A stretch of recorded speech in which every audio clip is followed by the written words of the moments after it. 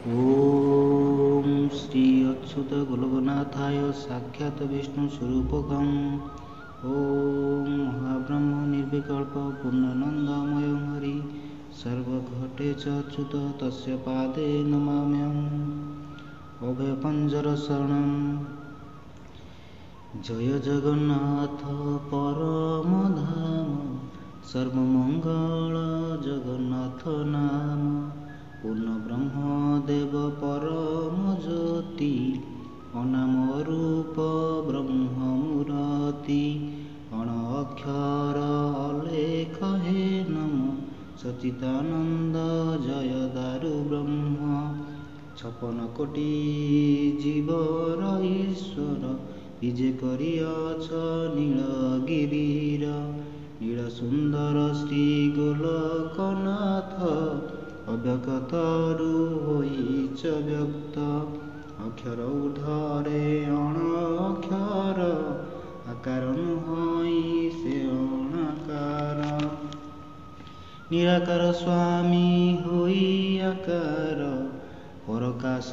जे बाह्य कलेबर भितरे ब्रह्म मूर्ति गहन बाह्य रूपरे कालिया बदन मस्तक रखिब मधुसूदन जनार्दन रखबेनि नयन कर्ण रखन्तु श्रीराम मूर्ति नासिका रख देव लक्ष्मीपति दंत जिह्वाको रख हो श्रीधर वैकुंठ रखिब कंठ मोहर बाहुबेनि रख सहस्र हस्त करतल रख कमलाकांत हृदय रख श्रीवत्सलांचन उदर रखिब गज मोहन कटि रखिब देव दामोदर नाभि रख पद्मनाभ मोहर करुणा सिंधु रख पृष्ठ भाग लिंग थानकु कामेश्वर जग गुह्य थानकु ब्रह्मांड नायक गुरुबेनी रख आए त्रिलोक्य विशंबर रख पाद जुगल विष्णु रखिबे तली पामोहर षडशतकु ब्रह्मांड ईश्वर जगबंधु रख मोर शरीर आदि व्याधि नासिक चक्रपाणी चित्तकु रखिब शिपम पाणी ज्ञान भक्तिरे श्री वासुदेव मनरे रखिब चंचलाधव वाद विवाद श्री परशुधर शत्रु भय श्री त्रिविक्रमधर पथ चालन्ते रखिब मुरारी बसन्ते रखिथिब दैतारी भोजनरे रख परमानंद वाक्यरे रखिब मोते मुकुंद प्रभाते रख गरुड़ बाहन दिवसे रख देव निरंजन संध्यारे गरुड़ ध्वज रखिब रात्रिरे रखिब रात्रि बांधब दिग रक्षा कर रथांगधर देवकी नंदन संकटुतार लोभ मोह काम क्रोध ज्ञान अविनाश जे करिब छेदन रोग व्याधि ऋषि सारंगनाथ नृसिंह रख नासी भूत प्रेत पिता परुति विक्रम रखिब हिंस जंतु ऋषि गरुड़ ध्वज अभय पंजर एहार नाम सर्वभय भ्रांति जाए घुचिण गुरु ब्राह्मण जे बालक घाती ब्रह्मदोषी पुणी मुसळीपति अभक्ष भक्षण जे सुरापान नीच जन अन्न कले भक्षण करणारी हरि जे मंत पाप महापात की वंश करे लोप पोथी पुस्तक जेहु कहे चोरी गुरुद्वारे हासे कपटचारी ब्राह्मण वैष्णव निंदई जेहु देव वेद निंदुक जन जेहु सर्व पाप मान हुई क्षय तुला पर्वते आनंद पुराय ମନ୍ତ୍ରତନ୍ତ୍ର ଉଲୁକମାନ ଜଡ଼ିମୂଳି କାଜେ ପାଠକୁ ଜ୍ଞାନ ଅଭୟ ପଞ୍ଜର କଲେ ଆଶ୍ରୟ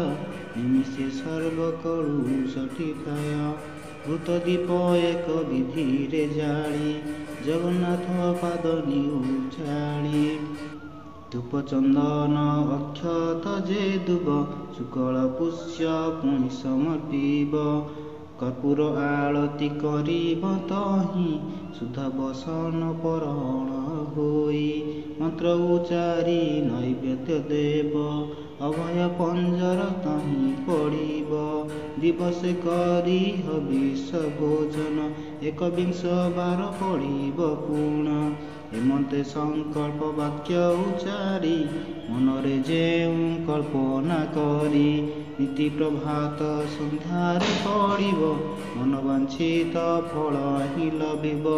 ଗ୍ରହ ପୀଡ଼ା ମାନ ହୋଇବ ନାଶ ବଣିଜରେ ହିଁ ଉଦେବ ଯଶ ଅସାଧୁ ବ୍ୟାଧି ହେଲେ ଉତ୍ପନ୍ନ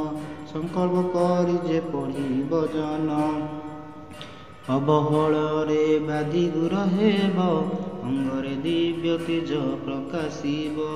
ଅଭୟ ପଞ୍ଜର ପଞ୍ଜର ସାର ଅଚ୍ୟୁତି କହେ ଚୌକି ବଟର ତୁଣ୍ଡି ନଗରରେ ଯେ ଅଳକାପୁର ବହୁଛି ଜହିଁ ଭୀଷ୍ମ କୁଣ୍ଡି ଧାର ପୂର୍ବ ବଟରେ ମଠକୁ ବନ୍ଧାଇ ଅଚ୍ୟୁତି ଦାସ ଏକାନ୍ତରେ ରହି ନନ୍ଦ ଦାସ କମାର ପାଶେ ଥାଇ ଦିବା ରଜନୀ ସେବାରେ ଖଟଇ ପୁଣି କମାର ରାମଦାସ ଅଛି ବୈରାଗୀ ଧୋବା ପାଶେ ହିଁ ବସିଛି ବ୍ରଜ ରାମ ଦାସ ଆଗରେ ଉଭା ଦ୍ୱାଦଶ ଗୋପାଳେ ଦିଶଇ ଶୋଭା ଅଭୟ ପଞ୍ଜର ଅଚ୍ୟୁତି କହେ ଶୁଣି ସନ୍ତୋଷ ହେଲେ ଗପ ପୋଏ ଶ୍ରୀଜଗୁ ସୋଦର କଲେ କରୁଣା ପଦମାନ ତେଣୁ ହେଲା ଭରଣା ପରମ ପୁରୁଷ ଶ୍ରୀ ନିରଞ୍ଜନ ଜ୍ୟୋତି ସ୍ୱରୂପ ଆପେ ଦାରୁ ବ୍ରହ୍ମ ଶ୍ରୀ ପ୍ରଭୁଙ୍କର ଶ୍ରୀମୁଖ ଶୁଣିଲି ବରଜ ପୁଅଙ୍କୁ ତେଣୁ କହିଲେ ସୁଧ ଶୌଚ ଏକନିଷ୍ଠାରେଣ ଅଭୟ ପଞ୍ଜର କଲେ ପଠନ ସର୍ବକାମନା ପୂରଣ ହୋଇବ ଅନ୍ତେଣ ଗୋଲକ ଧାନେ ପାଇବ ଅଚ୍ୟୁତି କହି ନିଷ୍ଠା ବଚନ ଶ୍ରୀମୁଖ ବାକ୍ୟ ବଜ୍ର କଠିନ ସତ୍ୟ ସତ୍ୟ ସତ୍ୟ ତ୍ରିବାର ସତ୍ୟ ଅପୁତ୍ରୀ ଜନ ଲଭିବ ପୁତ୍ର ଦରିଦ୍ର ଜନ ଶରଣ ପଶିଲେ ଧନବନ୍ତରେ ଗଣା ହେବ ହେଳେ ଶୁଣ ବଜ୍ର ସୁତ ହେତୁ ଚିତରେ ଅଚ୍ୟୁତି କହେ ଜନହିତରେ ଇତି ଶ୍ରୀ ଅଭୟ ପଞ୍ଜର ସ୍ରୋତ ସମ୍ପୂର୍ଣ୍ଣ ଓಂ ମହାବ୍ରହ୍ମ ନିର୍ବିକଳ୍ପ ପୂର୍ଣ୍ଣାନନ୍ଦମୟ ହରି ସର୍ବଘଟେ च अच्युत तस्य पादे नमाम्यहम्।